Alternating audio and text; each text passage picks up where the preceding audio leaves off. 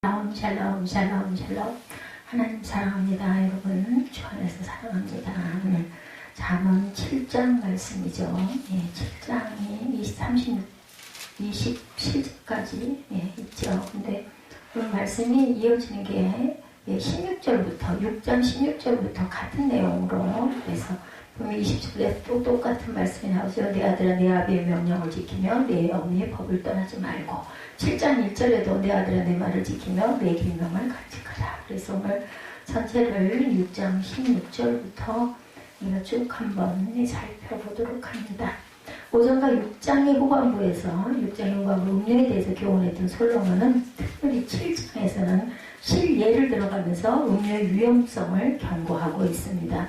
이처럼 음료의 위험성이 반복적으로 경고되는 것은 그만큼 성적인 유혹이 강렬하다고, 거절하기 어려운 것이기라고, 그렇기 때문에 빠지기 쉽다. 그래서 7장 1절에 보면 4절에 지혜에게 너는 내 누이라 하며 명철에게 너는 내 친족이라 하라. 그리하면 5절에 이것이 너를 지켜서 음녀에게 말로 홀리는 이방 여인에게 빠지지 않게 하리라.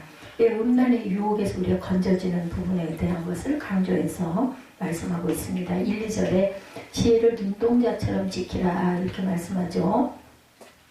내 계명을 지켜 살면 내 법을 내 눈동자처럼 지키라. 이것을 내 손가락에 매며 내 마음판에 새기라 이렇게 강조합니다. 지혜는 말, 명령, 법, 명철 등으로 호칭되죠. 지혜가 오늘 이러한 여러 가지 호칭은 하나님의 말씀이 그처럼 구체적으로 제시되어서 이해되었음을 보입니다. 한편 이러한 지혜는 지켜지고 간직되고 손가락에 매며 어디에 마음판에 새겨야 한다 이렇게 말씀하시죠. 그것은 특히 눈동자처럼 지켜야 하는데, 눈동자는 문자적으로 눈 속에 작은 사람을 가리키며 조그마한 고기 그 있죠. 그 안에 가리키며 매우 소중히 지켜야 함을 의미하죠. 한편 지혜를 누이 친족으로 부르라 하는데, 누이는 때때로 신부를 의미하기도 하죠. 아가서에서 보면 이것은 지혜가 음녀와 대비되는 진정한 아내, 연인임을 상징합니다. 그리고 눈동자처럼 지키신다. 시편 17편 8절에도 나를 눈동자같이 지키시고 주의 날개 그늘 아래 감추사 내 앞에서 나를 압제하는 악인들과 나의 목숨을 누리는 원수들에게서 벗어나게 하소서. 우리 눈에서 가장 중요한 게 눈동자죠. 그게 없으면 글자를 사물을 볼 수가 없을 거예요. 그 가운데 조그맣게 있는 그 동그란 그 눈동자. 누이와 아내에 대해서 아가서 4장 9절이죠. 내 누이 내 신부야 내가 내 마음을 빼앗았구나. 내 눈으로 한번 보는 것과 내 목의 구슬 한 개미로 내 마음을 빼앗았구나. 연인 그죠. 내 누이 내 신부야 하고 신부를 누이라고도 부릅니다. 10절에 보면 내 사랑이 어찌 그리 아름다운지 내 사랑은 포도주보다 진하고 내 기름의 향기는 각양 향품보다 향기롭구나. 아가서에서 이렇게 강조하고 있습니다. 지혜와 그 효과, 지혜의 효과에 대해서 5절에 그리하면 하고 말씀하죠. 이것이 너를 지켜서 음녀에게 말로 홀리는 이방 여인에게 빠지지 않게 한다. 지혜로 말미암아 명철에게 된 사람은 꿀을 떨어뜨리며 기름같이 미끄러운 음녀에 홀리는 말에 절대로 빠지지 않는다는 겁니다. 지혜의 인도와 보호에 대해서 6장 22절에도 말씀하고 있습니다. 22절 6장, 잠언 6장 22절 보면 그것을 내가 다닐 때 너를 인도하며 내가 잘 때 너를 보호하며 그것이 내가 깰 때 내가 너와 더불어 말하리니 대절 명령은 등불이요 법은 빛이요 훈계의 책망은 곧 생명의 길이라. 생명의 길이라고 말씀합니다. 아까 제가 그래서 묵상할 때 그 부분을 발췌해서 읽었습니다. 꿀과 기름 같은 음녀의 말에 대해서도 잠언 5장 3절에도 같은 말씀을 하고 있습니다. 우리 봅니다. 잠언 5장 3절부터 5절까지 대저 음녀의 입술은 꿀을 떨어뜨리며 그의 입은 기름보다 미끄러우나 나중에 쑥같이 쓰고 두 날 가진 칼같이 날까 상처를 받겠죠. 그의 발은 사지로 내려가며 그의 걸음은 수월로 간다. 결국은 멸망이라는 이야기죠. 6절 그는 생명의 평탄의 길을 찾지 못하며 자기 길이 든든하지 못하여도 그것을 깨달지 못합니다.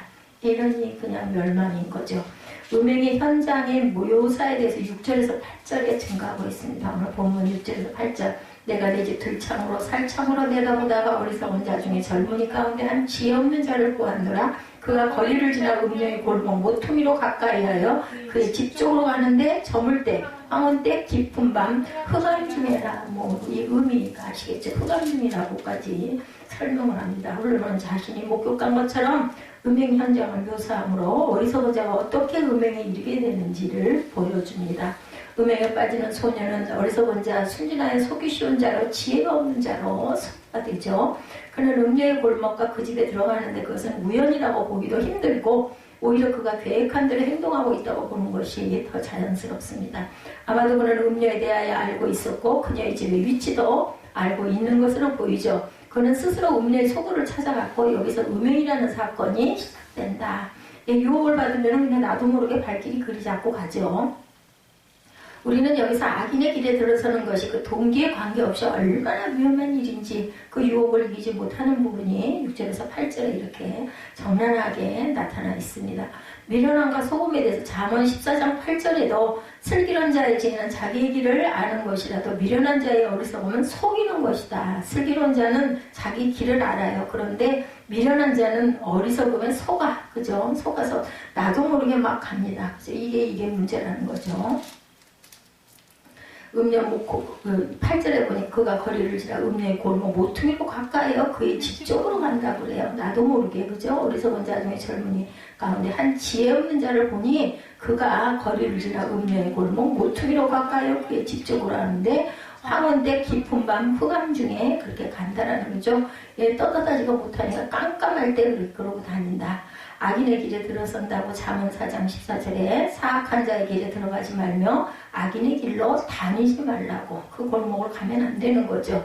음녀의 특성에 대해서는 10절부터 12절까지 그때 기생의 옷을 입은 간교한 여인이 그를 맞으니 이 여인은 떠들며 완악하며 그의 발이 집에 머물지 아니하며 어떤 때는 거리 어떤 때는 광장 또 모퉁이마다 서서 사람을 기다린다. 음녀들이 그렇게 얘기하죠. 13절에 그 여인이 그를 붙잡고 그에게 입맞추며 부끄러움을 모르는 얼굴로 그에게 말하되 14절 내가 화목제를 드려 서운한 것을 오늘 갚아노라. 이러므로 내가 너를 맞으려고 나와 내 얼굴을 찾다가 너를 만났다. 이렇게 아주 유혹을 합니다. 16절에 내 침상에는 요아의 굽에 문이 있는 이불을 폈고 모략과 치명과 계피를 끓여노라. 오라. 우리가 아침까지 흡족하게 서로 사랑하며 사랑함으로 희극하자.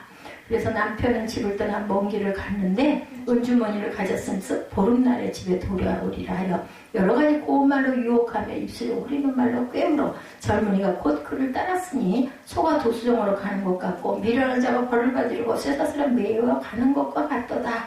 필경은 화살이 그 간을 뚫게 되리라. 새가 빨리 그물로 들어가되 그의 생명을 잃어버릴 줄 알지 못한 것 같으니라. 이렇게 기가 막힌 그 사건이 벌어지는 내용이 쭉 펼쳐져 있습니다. 그녀에게 간음은 습관적인 것이고 신랑인 하나님께 불충성하는 이스라엘과 같다.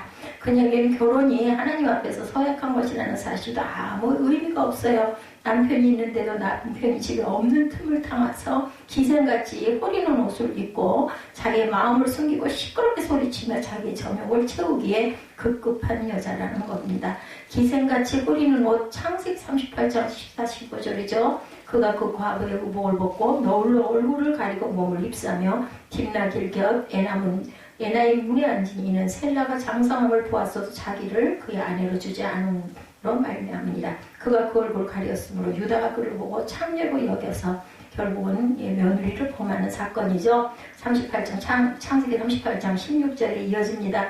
길 곁으로 그에게 나가 이르되 청하건대 나로 내게 들어가게 하라 하니 그의 며느리인 줄 알지 못하였음이라. 그가 이르되 당신이 무엇을 주고 내게 데려오리냐. 유다가 이르되 내가 내 떼에서 염소 새끼를 주리라. 그가 이르되 당신이 그것을 줄 때까지 담보물을 달라. 그거 받을 때까지 담보물 받아놓죠. 그래서 18절에 보면 유다가 이르되 무슨 담보물을 내게 주랴. 그가 이르되 당신의 도장과 그 끈과 당신의 손에 있는 지팡이로 하라. 유다가 그것들을 그에게 주고 그에게 들어갔더니 그가 유다로 말미암아 임신하였더라.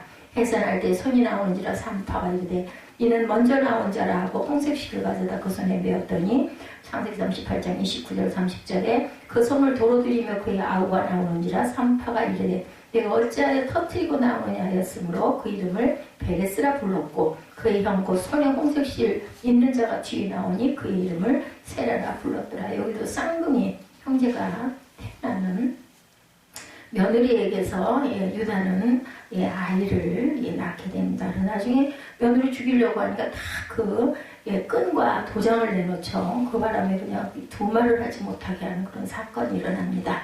하나님께 불충성한 신부 이스라엘에 대해서도 예레미야 3장 2절에서 내 눈을 들어 헐벗은 산을 보라. 내가 행음하지 아니하는 곳이 어디 있느냐. 내가 길가에 앉아 사람들을 기다리는 것이 광야에 있는 아라바 사람 같아서 음란과 행악으로 이 땅을 더럽혔도다. 음란에 대한 부분이 나라가 망하는 사건까지 일어납니다. 음녀의 호리는 수법에 대해서 우리가 쭉 읽어봤죠. 15절에서 20절. 음녀가 순진한 소녀를 호리는 능숙한 수법을 기술하고 있습니다. 음녀가 던지는 유혹은 순간적이고 허울 좋고 아첨이 가득하고 감각적이고 선정적이고 안전한 그런 강조를 계속하죠. 괜찮다 하고 끌어들입니다.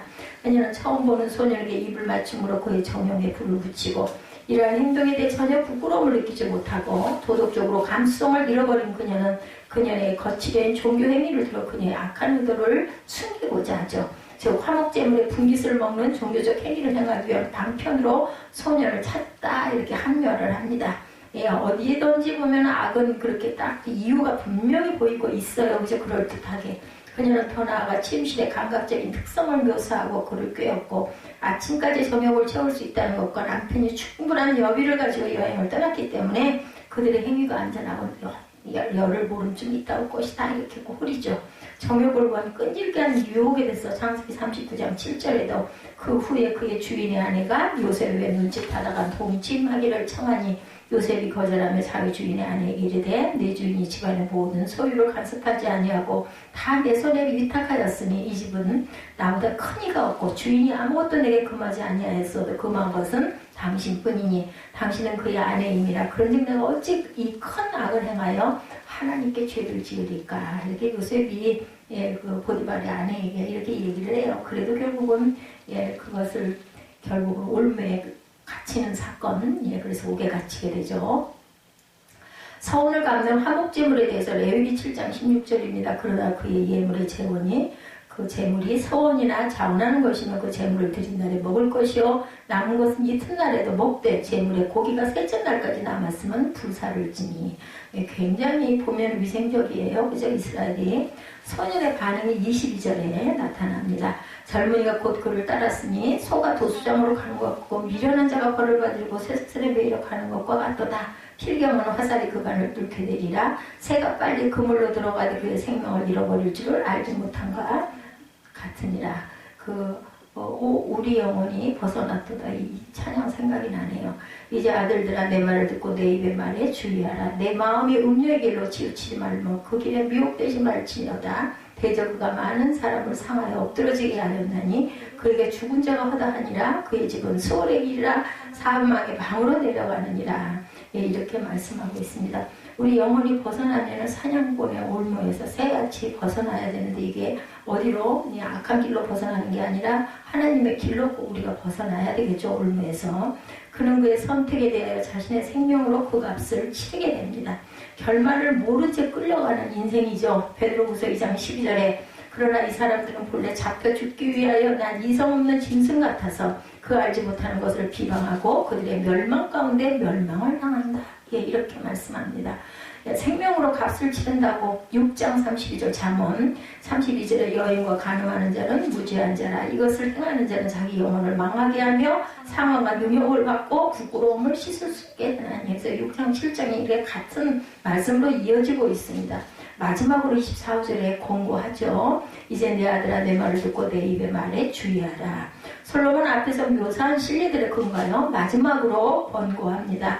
생명이 걸린 문제이기 때문에 신상이 보통으로 여기서는 안 되겠죠. 음녀는 수많은 사람을 망하게 했어요. 그녀는 많은 사람들 그리고 많은 강한 자들을 멸망의 길로 몰고 다닙니다. 25절에 내 마음이 음녀의 길로 치우치 말며 그 길에 미혹하지 말지어다. 대저가 많은 사람을 상하여 엎드러지게 하였나니 그에게 죽은 자가 허다하니라. 그의 집은 수월의 길이라 사망의 방으로 내려가느니라. 그럼 가지 말아야 되겠죠. 삼손이나 다윗 등이 후자에 해당한다고 볼 수가 있죠. 수많은 사람들을 망하게 했는데 거기에 삼손도 있고 다윗도 한번 이렇게 죄를 짓죠.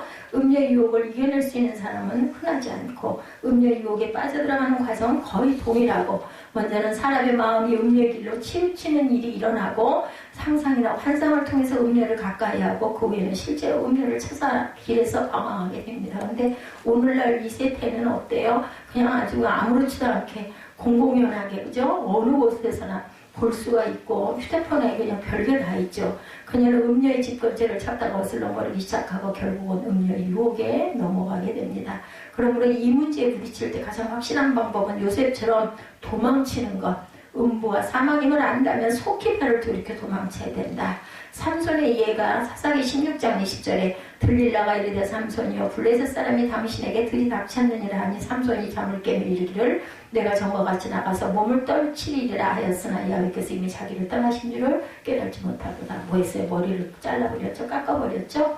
음녀를 피한 요셉의 사건 창세기 39장 12절 그 여인이 그의 옷을 잡고 이르되 나와 동침하자. 그러나 요셉이 자기의 옷을 그 여인의 손에 버려두고 밖으로 나가매 그 여인이 요셉이 그의 옷을 자기 손에 버려두고 도망하여 나감을 보고 그 여인의 집 사람들을 불러 그들에게 이르되 보라 주인이 히브리 사람을 우리에게 데려다 우리를 희롱하게 하는도다. 그가 나와 동침하고자 내게로 들어오므로 내가 크게 소리를 질렀더니 이렇게 아주 그죠 뒤집어 씌우는 그 음녀. 결론은 음녀는 순진하고 어리석은 남자를 유혹하는 데 있어서 주종을 불허합니다. 그녀의 유혹에 걸려 넘어가지 않는 자는 거의 없죠. 음녀의 유혹을 피하는 일은 도망치는 것밖에 없다. 이것이 비겁함이 아니라 지혜라는 겁니다. 그러니까 온전치 않은 벨리알과 함께 같이 같은 자리에 절대로 앉아 있어서는 안 되겠다.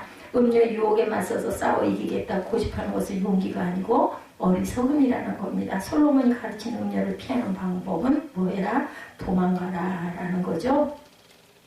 먼저 우리 1절에서 4절 부분 돌파는 세계나 언약에 대해서 잠깐 봅니다. 조상의 무덤 앞에는 비석이 있죠. 그 비석에는 그분에게서 가장 중요한 내용이 기록되어 있습니다. 어느 곳에나 보면 비석을 쓸 때는 좋은 돌을 선별해서 쓰죠. 그 이유는 풍상에 시달려도 기록된 내용이 흐려지지 않기 위해서. 우리나라 관광지 중에 상당 부분을 차지하는 것은 왕의 무덤들이에요. 저도 중학교 때 그렇게 많이 갔던 것 같아요. 왕릉. 그러나 그것은 업적을 취하는 것이기에 과거 일에 머무를 수밖에 없습니다. 하나님은 이스라엘 백성들을 애굽의 노예에서 건져내시고 그들에게 계명을 주셨죠. 그 계명은 10계명이지만 중심은 제1계명이에요. 나 이외에 다른 신을 섬기지 말라. 결혼 서약할 때 우리가 이 신부를 뭐라고 그래요? 검은 머리가 팥뿌리가 될 때까지, 팥뿌리가 하얗죠? 이 사람만을 사랑하겠다 이렇게 얘기합니다. 세상에 여자는 많지만 내가 사랑하는 여인은 이 여인은 하나다라는 언약입니다. 세상에 신들은 많지만 창조주와 구원자가 되시는 하나님만을, 중요한 건 이 만자가 중요합니다. 하나님을이 아니라 하나님만을, 항상 이 만을 넣어야 합니다. 사랑하겠다고 우리는 서약을 해야 합니다. 이 여인만을 사랑하겠다, 이 여인을 사랑하겠다 하면 안 돼요. 저는 그걸 깨달았어요. 만자가 아주 중요하다. 그래서 저는 늘 기도 제목 올라오면은 하나님을 사랑하며 하는 저는 거기다 꼭 만을 넣어줍니다. 하나님만을 사랑하는 딸이 되게 하여 주옵소서, 종이 되게 하여 주옵소서. 십계명을 주시기 전에 먼저 하신 말씀은 나는 애굽 땅 종되었던 곳에서 너희를 구원하여 낸 여호와니라. 여호와 한 분이잖아요. 그죠? 종되었던 땅에서 구원해내신 분은 한 분입니다. 이것으로 내 손의 기호와 내 미간의 표를 삼고 여호와의 율법으로 내 입에 있게 하라. 출애굽기 13장 9절 말씀입니다. 이는 야훼께서 능하신 손으로 너를 애굽에서 인도하여 내셨습니다. 이마에 붙이고 입으로 외우라고 그러시죠. 10계명 중 제5계명인 부모를 공경하라는 말씀도 유교의 효사성과 같은 것이 아니고 홍해를 가르고 만나를 주시고 애굽에서 건져내신 하나님의 사랑과 능력을 직접 경험하지 못한 후세들에게 계속 전해져서 알게 하라 하셨기 때문에 부모가 하는 그 역사를 듣고 하나님의 사랑을 깨달아라 이런 뜻을 갖고 있습니다. 하나님이 우리에게 주신 것은 언약이죠. 옛 언약은 구약, 새 언약은 신약입니다. 약속이죠. 약속은 두 가지 구조로 되어 있습니다. 옛날에 아직 아이들이 어리지만 이웃집 아이와 미리 약혼을 하는 경우가 있어요. 그죠? 그때는 거울을 깨서 하나씩 가지고 있다가 나중에 그 거울 두 쪽을 서로 맞춰서 짝을 찾았다고 그래요. 그 거울의 한쪽은 우리 인간이 해야 할 일이고 다른 한쪽은 하나님께서 주실 약속의 내용이기도 한데 하나님은 우리에게 승리하게 하실 것이고 함께 하실 것이라는 약속을 주셨는데 그 약속이 조건부입니다. 너희가 그것을 기억하라는 거죠. 예레미야 31장 33절에 보면 나 야훼가 말하노라. 그러나 그날 후에 내가 이스라엘 집에 세울 언약은 이러하니 곧 내가 나의 법을 그들의 속에 두며 그 마음에 기록하여 나는 그들의 하나님이 되고 그들은 내 백성이 될 거라. 조건부예요. 그들은 나의 그들은 나는 그들의 하나님이 되고 그들은 내 백성이 될 것이다. 언약이죠? 약속입니다. 백성이 있어야 하나님이 계시고 하나님이 계시기 때문에 백성이 있는 거다. 세상은 업적과 결과를 중요하게 여기지만 하나님은 마음과 동기를 중요하게 여기십니다. 내 마음의 중심이 어디 있는지를 중요하게 여기십니다. 그래서 마음을 다하고 성품을 다해라 라고 말씀하시죠. 그래서 자녀들에게도 이 정신을 계승하라고 하십니다. 오늘 본문에도 뭐라고요? 내 마음판에 새겨라 라고 말씀하죠. 예, 잊어버린 언약이 있습니다. 마태복음 21장에 보면 우리가 잘 아는 내용이죠. 주께서 비유로 하신 얘기인데 어떤 주인이 포도원을 만들어 놓고 울타리를 치고 즙자는 구덩이까지 파놓고 망대까지 세운 뒤에 농부들에게 세를 주고 멀리 여행을 갔어요. 하나님께서 세상을 다 만들어 놓으시게 우리에게 또한 어떻게 했어요? 맡기셨죠? 뭐라고? 예, 관리하라고. 아주 소유하라고 주신 것이 아니라 관리하라고 맡기신 거예요. 예, 새를 주었다고 표현하죠. 모든 환경이 갖춰졌어요. 우리가 새로 발견한 것이나 발명한 내용, 새로운 법칙과 원리, 이 모든 것이 사실은 하나님의 창조의 질서 안에 이미 있던 것인데 다만 우리가 이제 그 지혜를 얻어서 어떻게 해요? 깨달아 알아서 발견하게 됐다는 거죠. 근데 그 주인이 이제 열매를 거둘 때가 되어 종을 보내요. 그죠? 그 종은 하나님과의 약속을 저버리고 하나님을 잊어버리고 자기 마음대로 사는 사람들에게 하나님을 때마다 선지자를 부르셔서 보내시죠. 선지자는 예언자들이란 미래를 알아맞추는 점쟁이 같은 사람이 아니고 미래 일을 미리 아는 하나님이 사람들이 아니라 하나님 앞에 서 있는 사람들이기 때문에 하나님의 심부름을 하는 거예요. 하나님의 영을 그 선지자들에게 부어주셔가지고 그걸 그대로 와서 외치는 거죠. 하나님의 마음으로 하나님의 말씀을 전하는 사람들, 예, 선지자들, 그분들이 저런 내용은 간단히 말하면 너희들 예, 그러다 하나님에게 맞는다? 그런 내용들. 그렇게 되면 너희들 죽는다? 그러니 정신 차려라 이런 이야기들입니다. 하나님은 살아계시기 때문에 잘못 가면 때려서라도 바로 와서 승리할 수 있도록 예, 붙드시죠. 그러나 그들은 그 말을 듣지 않고 오히려 하나님의 성전이 파괴될 것이라는 말씀이 하나님의 성전을 모독했다라고 생각을 하고 예언자를 괴롭히고 잡아 죽이기도 합니다. 비유와 같죠. 열매를 가지러 보낸 종들을 때리고 죽이고 결국은 돌로 칩니다. 또 여러 명의 종들을 보냈는데 전과 같이 괴롭히고 죽였어요. 아시리아 나라 바벨로니아의 포로로 잡혀가는 등의 어려운 고난을 겪는 동안에 하나님께서 보내신 선지자들은 그 고난의 의미와 목적을 전달한 사람들인데 그들은 그런 말도 안 들어요. 그죠? 성경에 전해주는 내용은 대개는 반복되는 사건들인데 하나님을 반역하고 달아나면 하나님은 끊임없이 계속해서 사람을 보냅니다. 그리고 예언자들을 통해 타이르시다가 안 되면 깨닫게 하시려고 때로는 환난과 어려움을 주시기도 하죠. 그래야만 사람들은 회개하고 돌아서기 때문에 그럼 그때 하나님께서는 그 위기 속에서 건지시고 구원해 주십니다. 종들을 보내면 모두 때리고 죽이고 말을 듣지 않으니까 이제는 아들을 보내면 그 말을 듣지 않겠나 싶어 아들을 보냈어요. 예, 그게 바로 성탄이죠. 예, 하나밖에 없는 무난동료를 하나님께서 다른 사람을 통해 축복하셔서 예, 이런 일들을 일으키는 일들이 많이 있습니다. 하나님의 심정을 잘 알아야 된다는 거죠. 그래서 이 아들이 열매를 가지러 오니까 농부들은 그 말을 들을 것이 아니라 뭐라고 얘기를 해요? 저 사람들이 상속자니 상속자를 죽이면 이게 다 우리께 되겠구나. 예, 이런 생각. 예, 이 상속의 얘기들이 왜 꼭 이럴 때 꼭 나오는지 우리 처음에 초기에도 그랬던 것 같은데 마찬가지로 세상은 주님의 말씀을 듣지 않고 주님을 십자가에 오히려 죽였어요. 그죠? 포도원 이야기 중간에 구약성경을 인용한 말씀이 보면 건축자의 버린 돌이 집 모퉁이의 머릿돌이었다라고 합니다. 아주 중요하게 쓰임을 받죠. 세상에서 버려진 돌이지만 집 짓는데 머릿돌로 쓰였다는 얘기. 모퉁이 돌에는 가장 소중한 내용이 담겨있죠. 그 집의 의미와 목적, 돌이기 때문에 지워지지 않아요. 이것이 크리스마스에 오신 주님을 설명하는 그런 내용입니다. 그리고 또한 마음에 새긴 언약에 대해서도 말씀하죠. 주님은 사람의 육신을 입고 사람의 모양으로 사람의 문화 속에 사람의 언어를 가지고 오셨어요. 그것도 금방 알아둘 수 없기 때문에 자기 것이 많지 않은 제자들을 불러 수년간 데리고 다니며 보여주고 가르치죠. 3년여 동안. 왜냐하면 하나님의 마음과 통해야 되기 때문에 통하지 않은 것은 답답한 얘기, 불통 이런 얘기 많이 하죠. 예컨대 시부모와 며느리 사이가 안 통한다고 그러죠. 왜냐하면 수십 년간 다른 문화 속에 살았기 때문에 부부 사이는 그런 대로 세대가 같은데 그죠? 고부 사이는 어려움이 많습니다. 문화가 다르고 가정 교육도 다를 것이고 그러다 보니까 생각하는 것도 관점도 다를 수밖에 없죠. 너무나 세대차가 있고 뭐 여의도 순복음교회를 다니다가 인천 순복음교회로 갔는데 새신자 교육을 또 인천 순복음교회에서 다시 받으라고 해가지고 너무너무 억울하다. 이건 좀 잘못된 것 같아요. 같은 순복음교회이고 하다면은 더군다나 여의도 순복음교회면은 완전히 그죠? 예, 가장 기초인데 그래가지고 그것 때문에 너무너무 시험이 든 사건이 있었다고 합니다. 세신자 교육이니 양육이니 하니까 자존심이 엄청 상한 거죠. 이분이 아마 뭐 구역장도 하셨을 것이고 당연히 집사님이시지 않았을까 싶어요. 나는 세신자가 아닌데 라는 생각을 했다는 거죠. 그래서 앞으로는 양육이라는 단어를 듣기 좋은 그 단어로 바꿔야 되겠다 이런 이야기들이 올라와 있더라고요. 주님께서 세상에 오셔서 제자들에게 가르치시기만 해서는 알아듣고 이해하기가 힘들기 때문에 최고의 처방이 뭐예요? 십자가에 돌아가셨어요. 이 일보다 더 확실하게 마음에 새길 수 있는 일이 없기 때문에 우리는 그래서 그 사건을 통해서 마음이 열리고 하나님이 우리를 이렇게까지 사랑하셨구나 하는 것을 조금 느끼게 되는 거죠. 그 사건을 믿게 되는 거죠.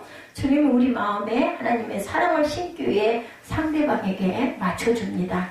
사랑하는 제자들, 그것도 자기가 가장 신임했던 제자에게 팔려갔어요. 가룟 유다에게, 그죠? 알면서도, 뻔히 알면서도. 팔았으니까 그냥 팔렸어요. 죽이니까 죽었어요. 예, 예수님의 모습입니다. 그것이 제자들과 그를 믿고 따르는 이들의 가슴 속에 성령으로 다시 부활하십니다. 그래서 곧 아버지께서 내 이름으로 보내실 성령, 요한복음 14장 26절이죠. 그가 너에게 모든 것을 가르치시고 내가 너에게 말한 모든 것을 생각나게 하시리라. 성령이 이 일을 하셔야, 그죠? 우리에게 생각나게.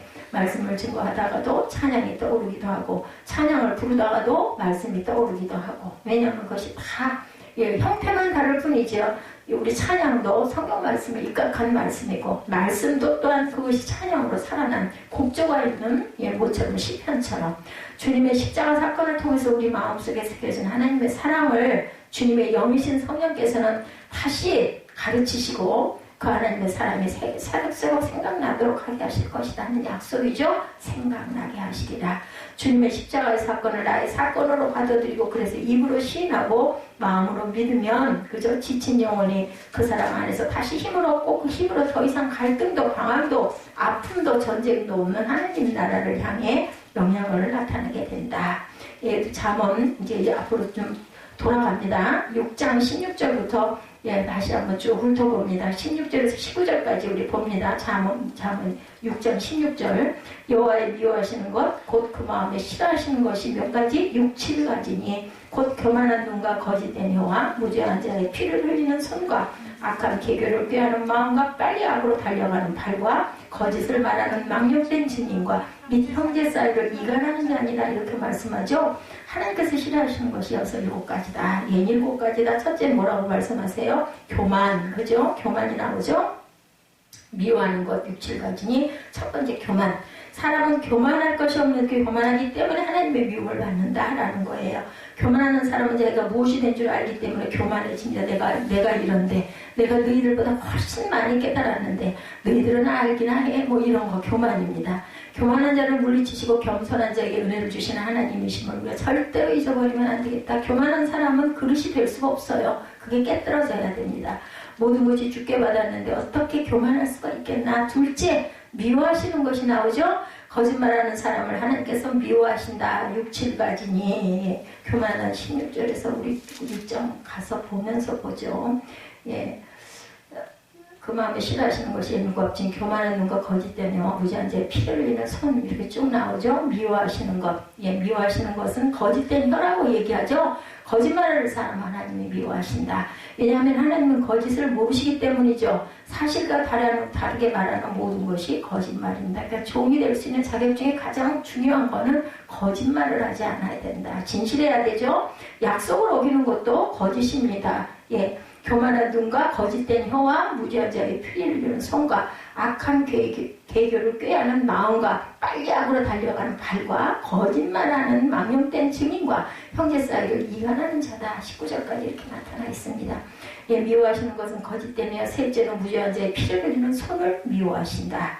잔인한 일을 행하려고 남을 해치는 일을 하는 자는 하나님께서 당연히 미워하십니다. 이간질하는 자 미워하시죠. 요한복음 8장 48절입니다. 마귀는 처음부터 거짓말장이요 살인하는 자다 이렇게 증거합니다.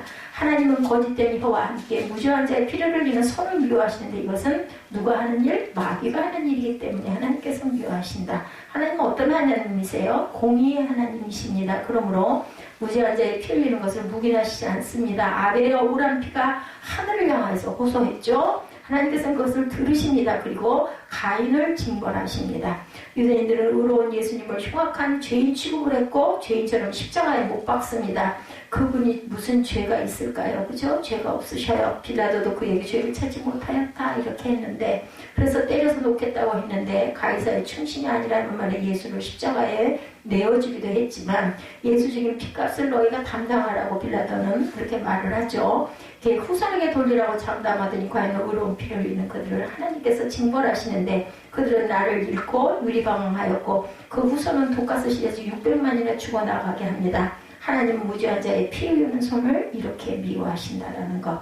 자, 정리합니다. 첫째는 교만, 둘째는 미워하시는 거짓된 혀, 셋째는 무죄한 손에 피를 흘리는 손, 그것을 미워하셔서 이런 징벌이 내려집니다. 넷째는 악한 계교를 꾀하는 마음을 미워하신다라고 하죠. 14절에 그 마음에 폐역을 품으며 항상 악을 꾀하여 다툼을 일으키는 자를 하나님이 미워하신다. 에스더서의 하만 이야기 아시죠? 자기에게 인사를 하지 않는다고 자기를 멸시하니 뭐예요? 이거 교만이에요. 자기 좋은 대로 해석해서 악한 마음을 품고 계교를 짰다. 결국은 그 나무에 자신이 매달리죠. 모르드게뿐만 아니라 전 유대인이 모두 학살한 무서운 계계를 꾸미고 왕의 허락을 받아내죠. 아달월 12월 13일에 바사국 127도에 살고 있는 유대인들을 남녀노소 할 것 없이 모두 학살하고 그 재산을 약탈하고 그리고 방을 붙이죠. 그러나 그때까지 기다리지 못해 모르드게를 죽였고 높은 장대를 집 앞에 세우고 거기에 달아 죽이려는 계교를 부렸지만 그 계교라는 말이 마하쉐바라고 한다고 그래요. 고안, 계획, 음모, 수단이 이런 뜻을 갖고 있습니다. 이 원어적으로 마하쉐바. 모르드게가 무슨 죄? 죄가 없어요. 죄라고 하면 인사하냐는 죄. 그죠? 근데 설사 그것이 죄라 해도 한 민족을 죽일 음모를 꾸미고 장대회에 높이 따라 흉악한 강도주기도 죽이려는 계획을 할 수는 없어요. 그죠? 하나님이 이런 마음을 기뻐하시지 않는다. 결국 그 장대에 자기가 달려 죽고 말죠. 이것이 악한 계교의 결과입니다. 인사를 하지 않았으면 에이 고약한 놈하고 말 일인데 악한 계교를 만드는 것은 여호와께서 미워하신다. 그래서 보면 첫째는 교만, 둘째는 미워하시는 거짓된 혀, 셋째는 무죄한 자의 피를 흘리는 손, 넷째는 악한 계교를 꾀하는 마음을 미워하시고 다섯째는 빨리 악으로 달려가는 발을 미워하신다고 그러죠. 남을 봉사하는 일에 천군만근, 남을 봉사하는 일에 천군만근인데 남을 모함하고 남의 말을 하는 일에는 신이 나는 그런 사람들이 있습니다. 험담하고 비방하고 말을 꾸미는 일에 발이 빠르는 사람들이 있죠. 기가 막히죠. 이것은 하나님을 미워하신다. 베드로와 요한과 야고보는 겟세마네 동산에서 기도하고 잠이 들고 있을 때 가룟 유다는 밤새도록 뛰어다니며 뭐 했어요? 예수님 붙잡아갈 모의를 합니다. 마태복음 13장 27절 이하에 종들이 발에 좋은 씨를 뿌리고 밭에 좋은 씨를 뿌리고 돌아왔는데 다음날 나가보니 가라지가 무성하게 자라죠? 어떻게 가라지가 생겼을까? 밤에 잘 때 원수는 자지도 않고 돌아다니면서 가라지를 뿌린 거죠. 그래서 하나님께서 미워하시는 것이라는 겁니다. 로마서 3장 10절 이하에 보면 의인은 없나니 뭐라고 그래요? 한 사람도 없는데 악인은 저희 목구멍은 열린 무덤이요 그 혀로는 속임을 베풀며 그 입술에는 독사의 독이 있고 그 예비는 저주와 악독이 가득하다. 그 발은 피 흘리는데 빠른지라 얘기합니다. 마태복음 3장 15절에 나타나 있죠. 피 흘리는데 빠른 발, 하나님께서 미워하시는 발입니다. 첫째는 교만, 둘째는 미워하시는 거짓된 혀, 셋째는 무죄한 자의 피를 흘리는 손, 넷째는 악한 계기를 꾀하는 마음, 다섯째는 빨리 악으로 달려가는 발을 미워하신다. 여섯째는 거짓 증인을 하나님이 미워하신다고 하죠. 출애굽 20장 16절에 내 이웃에 대하여 거짓 증거하지 말라. 제9계명입니다. 잠언 25장 18절에 그 이웃을 쳐서 거짓 증거하는 사람은 방망이요 칼이요 뾰족한 살이라 이렇게 말합니다. 그런 이야기, 큰 마음을 가진 사람은 사상에 대해서 말하고 보통 마음을 가진 사람은 흔히 시사에 대해서 이야기하기를 좋아하고 작은 마음을 가진 사람은 대개 남에 대한 이야기를 한다 이런 이야기가 있어요. 출애굽기 13장 1절에도 너는 허망한 풍소를 전파하지 말며 악인과 연합하여 모함하는 책임이 되지 말라고 하면서 혀를 조심할 것을 경고하죠. 이는 하나님께서 미워하시는 것이라. 끝으로 하나님께서 미워하시는 사람은 형제간에 이간질하는 사람. 이간질시키는 것은 마귀의 행위입니다. 화평케 하는 자는 복이 있나니 저희가 하나님의 아들이라 일컬음을 받을 것이오 라고 말씀합니다. 마귀는 언제나 이간질을 하므로 형제간을 이간질합니다. 어찌됐든 일상생활에 있어서 남에 대해서 나쁘게 말하는 사람은 그 인격이 잘못된 사람이죠. 마음이 작은 사람입니다. 우리는 이런 사람들을 경계해야 되겠다. 뭐라고 그래? 솔로몬이 도망가라고 그러죠. 그래서 우리는 하나님께서 미워하시는 일에 빠지지 않도록 우리가 항상 조심해야 되겠다. 잠언 6장 20절부터 7장 27절까지 한 주제를 하고 있어서 제가 그 중심 부분을 발췌해서 말씀드렸습니다. 이 주제는 음료를 조심하라는 것인데 음료가 어떻게 남자를 유혹하는가 이런 부분이 구체적으로 묘사되어 있었죠. 이는 그 유혹이 얼마나 집요하고 강렬한 것인가를 통해 우리에게 경고하는 훌륭한 예가 되었습니다. 그래서 잠언 6장 25절에 내 마음에 그 아름다운 색을 탐하지 말며 그 눈꺼풀에 홀리지 말아라. 아름다운 색을 탐하는 것은 무엇으로 해요? 마음으로 하죠. 그러나 마음으로 한 그것이 이미 간음이 되고 그래서 마음으로 짓는 죄, 간음도 죄라고 그러죠. 시간의 흐름에 따라 행동화될 수 있는 일, 그것이 마음이 심어지는 게 중요하다. 그래서 주님도 마태복음 5장 28절에 여자를 보고 음욕을 품는 자마다 마음에 이미 간음하였느니라 하셨습니다. 그래서 우리는 물을 지킬 만한 것보다 마음을 잘 지켜야 되죠. 그 아름다운 색을 탐하지 말며 눈꺼풀에 홀리지 말라고 했는데 그 눈꺼풀에 홀리지 말라는 말은 얼굴의 매력이나 요염한 시선에 매혹다는 것은 전부가 덫이고 그물이다. 7장에 보면 요염한 모습으로 어리석은 소년을 꿰는 장면 우리가 읽어봤죠. 어두울 때 기생의 옷을 입고 길거리에 서서 사람을 붙잡고 흐느적거리면서 부끄러움도 모른 채 당신을 만난 것은 나에게 있어 행복이다. 또 뭐라 그래요?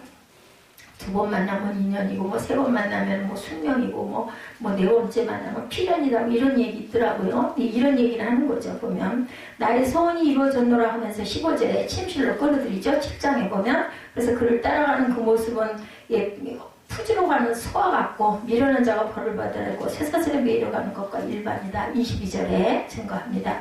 결국 26절에 음료로 인하여 사람이 한 조각 떡만 남게 될 것이며 31절에 보면 심지어 자기 집에 있는 것을 다 내어주게 되리라 망하노죠. 패가 망신을 합니다.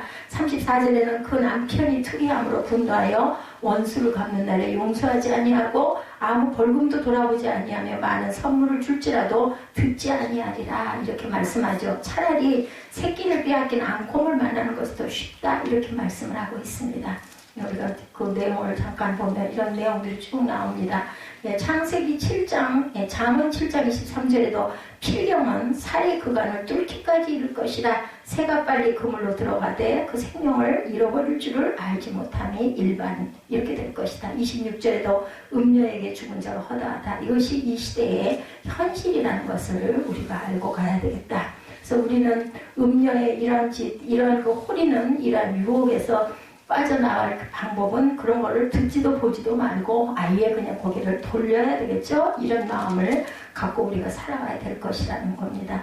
그래서 여인과 간음하는 자는 무지한 자라. 6장 32절부터 35절에 여인과 간음하는 자는 무지한 자라. 이것을 행하는 자는 자기의 영혼을 망하게 하고 상황과 능욕을 받고 부끄러움을 씻을 수 없게 되나니 남편이 투기로 분노하여 원수가 없는 날에 용서하지 아니하고 어떤 보상도 받지 아니하며 많은 선물을 줄지라도 듣지 아니하리라. 이런 일을 우리가 해서는 안 되겠다. 사람이 불을 품에 품고서야 어찌 그의 옷이 타지 아니하겠으며 사람이 숯불을 밟고서야 어찌 그의 말이 되지 아니하겠느냐. 남의 아내와 통관하는 자도 이와 같을 것이라. 그를 만나는 자마다 벌을 면하지 못하리라. 도둑이 만일 줄일 때 배를 채우려고 도둑질하면 사람이 그를 멸시하지 아니하려니와 들키면 7배를 갚아야 하리니 심지어 자기 집에 있는 것을 다 내주게 되리라. 패가 망신하는 내용들이 이렇게 쭉 나타나 있죠. 그래서 6장 16절부터 7장 27절까지 그 내용